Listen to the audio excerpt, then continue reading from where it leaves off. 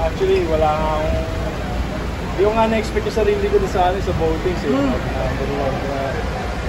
Wala.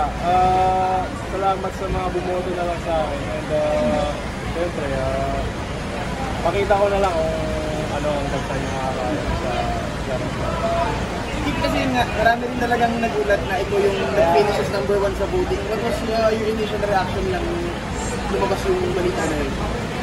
Ayun, nagulat ako. I said, yung dati yung team si Simon Camacho, sinend niya sa akin yung voting. So, sabi ko, baka nagkamali lang sila. Sobrang nagulat ako sa number 1. Ayun lang. Hindi mo ba't ka nag-number 1? Ano ka bang suspensa na? Wala nga rin akong idea kung bakit ako nag-number.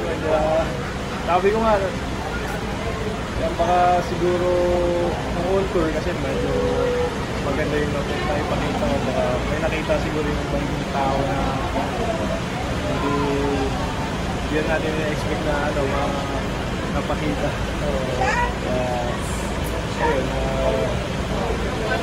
Ayun, salamat na lang sa mga bumoto. Tingin mo ba yung matisigit pero yung tingin mo naka-apekto rin yun?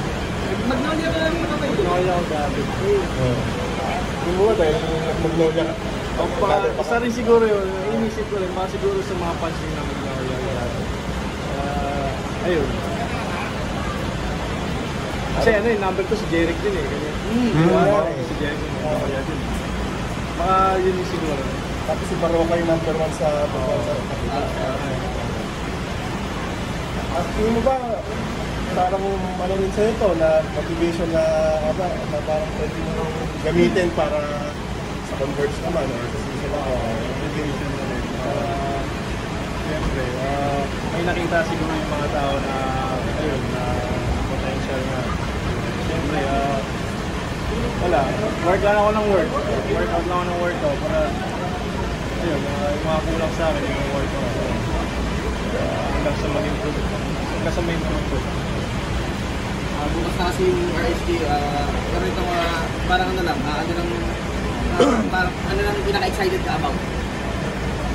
Excited daw sa future. talaga. Excited ako. Siyempre, 3 points. Lagi mo pinapractice yun. Tuwing umaga bago mo siguro yung practice. Shooting talaga ako. Nagkaroon ka na ba ng chance na makita yung mga kalaban mo o do you like your chances? Sakali. Siguro may mga may sabi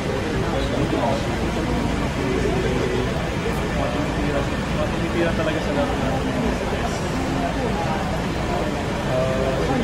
sino pa nga ba doon? Doon ma yun. David. Ayun.